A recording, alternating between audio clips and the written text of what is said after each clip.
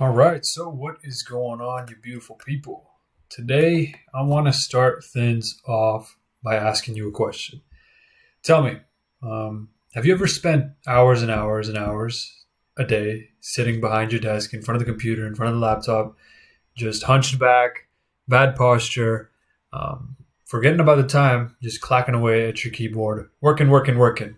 And this might not just be a one day thing. I'm talking about days in a row, days and days in a row, and perhaps you weren't even taking weekends off. And after a few days with your head under the water, you pop out, you take a breather, and you notice, hey, I haven't even made that much progress. I did all that work for what? I can tell you that I've certainly done the same, and I've also seen the same too. I can tell you examples of me. Back when starting my entrepreneurial journey, it was a lot of just watching information, consuming, and learning. But I would spend hours and hours and hours out of the day, and it would gnaw at my mind just trying to get more and more information because my belief was that if I get all the information possible and I'm knowledgeable, that means that'll also mean that I'm equally wealthy. And I would just do the same stuff, knowledge, day in, day out, learning more, educating myself more. But it wasn't really getting me anywhere. And I was wasting a ton of time. I was very stressed. And I'd almost opened up this vision for my life and what's possible. And just seeing the progress not match that at all was very demoralizing. And I've also seen the same too. At Golden and Glorious, we serve lawyers. I just want to take a moment to say if you are a personal injury or a family lawyer watching this right now, hit the link in the top link in the description, and we can do a strategy session and show you how you can close 20 plus cases in 30 days over and over and over again. So just a little quick shameless plug there, but I wanted to talk about lawyers specifically. They think that leads are the key. Buying leads from lead providers, doing door to door, doing pamphlets, doing billboards. And they think these are sort of the biggest needle movers, and these require so much effort, and they put their time, their effort, their soul into it.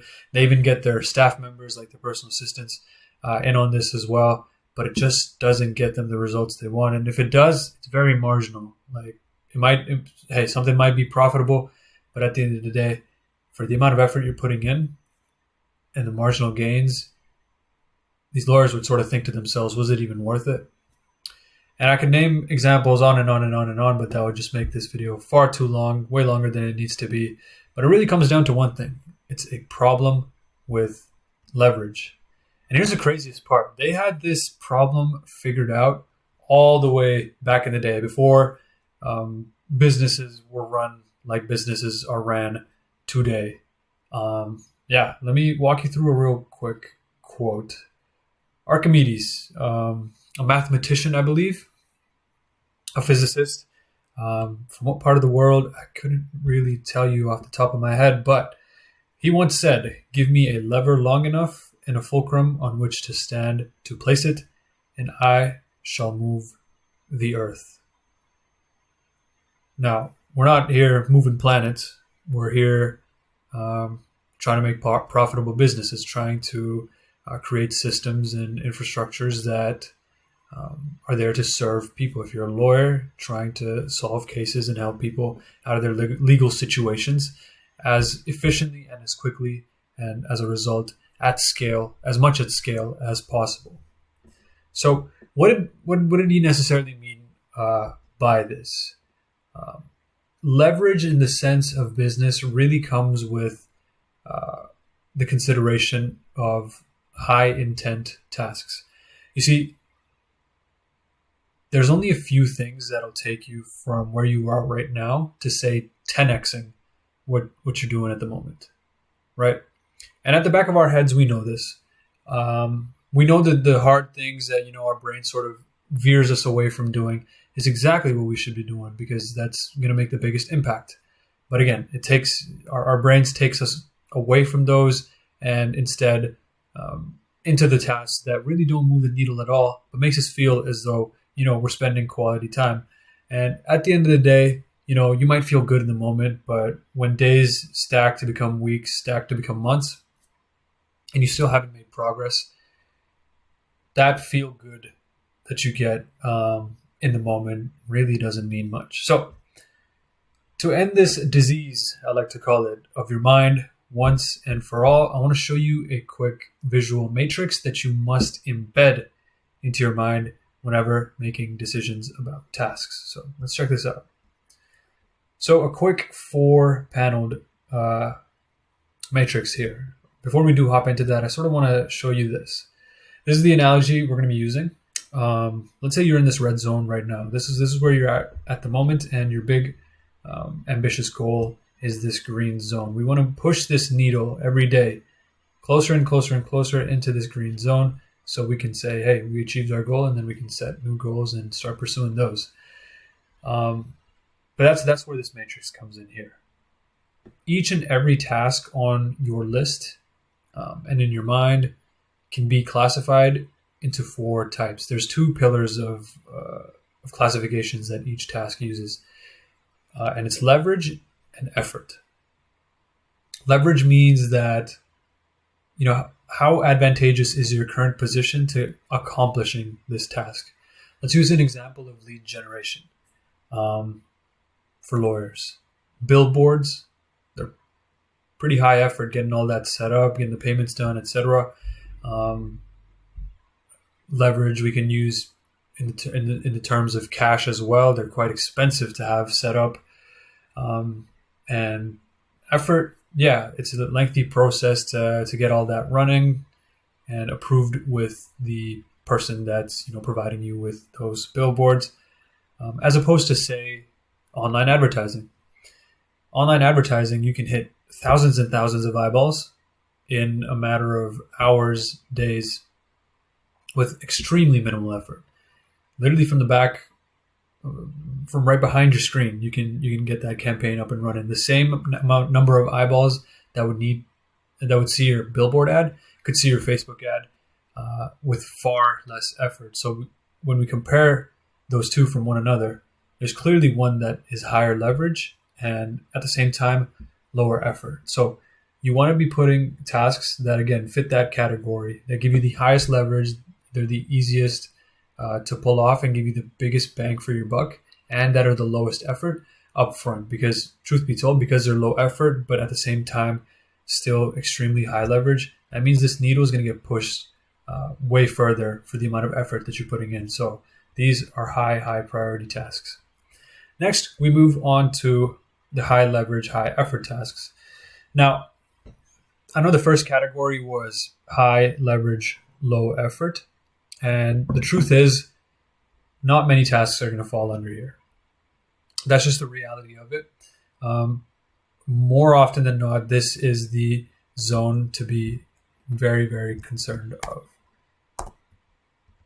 Because most of the high leverage things that you have access to, and the highest needle movers, the heaviest needle movers, will be these right here. Oftentimes, these tasks can be identified as the ones that, at the back of your mind, it's the right thing to do, but you have your big list of items and you just start knocking the easy ones down. And then right towards the end, it's the big dragon that you must slay, and you just move it to tomorrow. That is high leverage, high effort tasks. I can guarantee you that. So most of the needle movers will be in this category here. So this is the one to be most careful of. Now we start getting into the dangerous territory of low leverage, low effort, and low leverage, high effort tasks. And this is what most people find themselves in. This is what I found myself in too. Purgatory, where you feel as though you're making tons and tons of progress because you're spending so much time behind your computer being productive. But truth be told, there's low effort being put in. So while you're spending a lot of time at your desk, quote unquote, working, there isn't much input being made to create the output that you desire. Not to mention, watching tons and tons of videos and trying to get educated is quite low leverage. You have the knowledge, but once you go get out there in the world, and actually apply it, that's sort of when you're going to see those efforts come to fruition. Just learning and housing the knowledge in your head doesn't really do anyone any benefit. An example, I guess, would be who do you think would be better at basketball? Someone who's practicing just 30 minutes a day, or another person who spends 5, 6, 7, 8 hours understanding the theory of how to potentially shoot a basketball, how to get your handles right? Clearly the person who actually practices, right? Because it's higher leverage and lower time commitment needed, and you get the result much faster. Now, needless to say, this last category, don't even, like, I think barely any people are sitting in here. Actually, now that I say that, I can give you a very good example of a very poor method of doing this. Cold outreach is a huge one I still see people doing. It's very low leverage. We know that there's better ways to garner attention. Garnering attention through content, through paid channels, whatever it may be, that is far higher leverage than something like cold outreach, and it's tremendously high effort too. We all know that generic cold outreach doesn't work, so there needs to be a degree of personalization there to it too. And when you're personalizing thousands and thousands of messages or emails or calls a day, that takes a toll on your mind. And that's an example of a low leverage, high effort activity. And this is something you really want to stay away from. While these three might actually move the needle forwards, this sucks your energy down so hard that, hey, this needle might even just start moving back. And that's sort of the things that move you back. And then you look at it months and months down the lines and you think, hey, I didn't even make any progress. And that's when people just throw in the towel and quit altogether. So take a moment and screenshot this here matrix and plaster it on your wall and look at it every time you have a big list of tasks. Where do each of them actually fall under? Color code them this way, just so you know which to tackle first and which to leave behind or aren't very priority heavy, and you can deal with them later. So I hope this helped you. Once again, if you are a family or personal injury lawyer, hit the first link in the description and book a call with us and see how we can help you close 20 plus cases each and every 30 days. But that's all for me today, and I hope you have a blessed day. Bye-bye.